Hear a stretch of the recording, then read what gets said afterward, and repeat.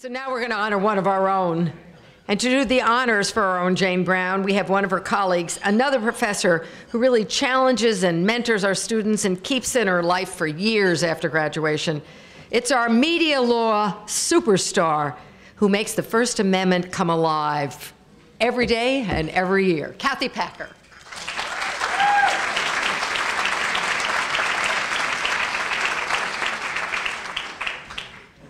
Thank you.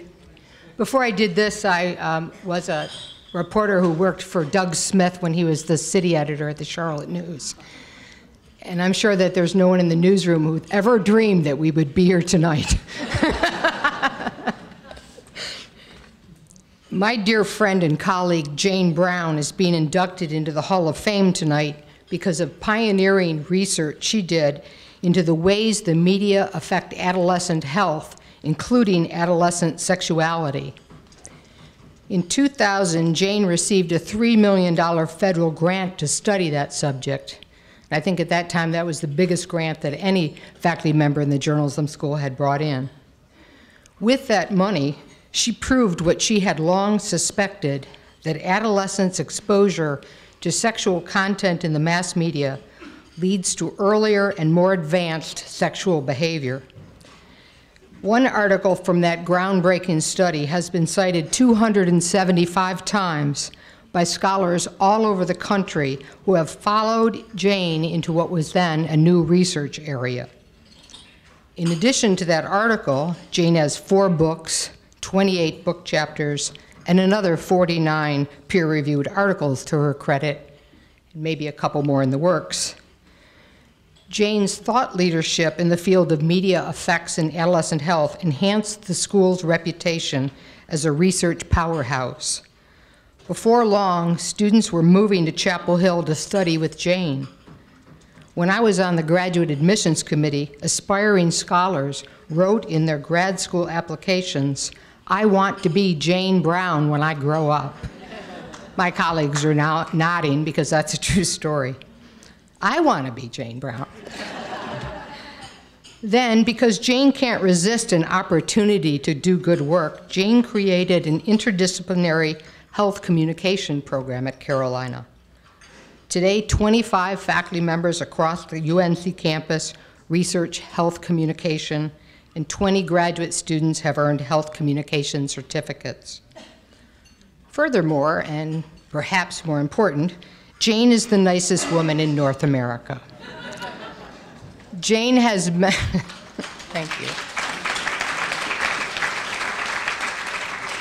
Jane has mentored more than 50 graduate students and numerous junior faculty. I personally have been promoted twice because of advice she gave me over breakfast at the waffle shop on Franklin Street. If you need help, just go there. She also remained friends with me when she was mad about pornography and its impact on kids, and I was always defending the First Amendment rights of pornographers. I've known Jane for 25 years. I saw her change the public and academic conversation about the media and children and inspire a new generation of scholars to do research with impact, just like Jane did. I also saw her nurture everyone around her to live happier lives. On behalf of all your colleagues and students, thank you, Jane.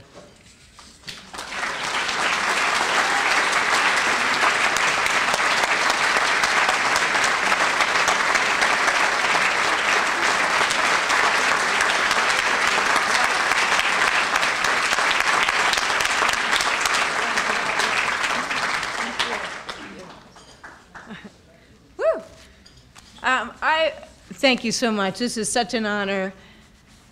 I say that I was lucky enough to be born in the 60s, so I actually did engage in sex, drugs, and rock and roll. And then I had the good fortune of being able to study it for the rest of my career. It's been fabulous. And what I'm also the product of, I'm also was lucky enough to have been born at in the middle of the second women's movement. And And I was lucky enough also to have parents who believed that women could do anything. And I'm also the product of a public education. I know that's a bit under assault right now.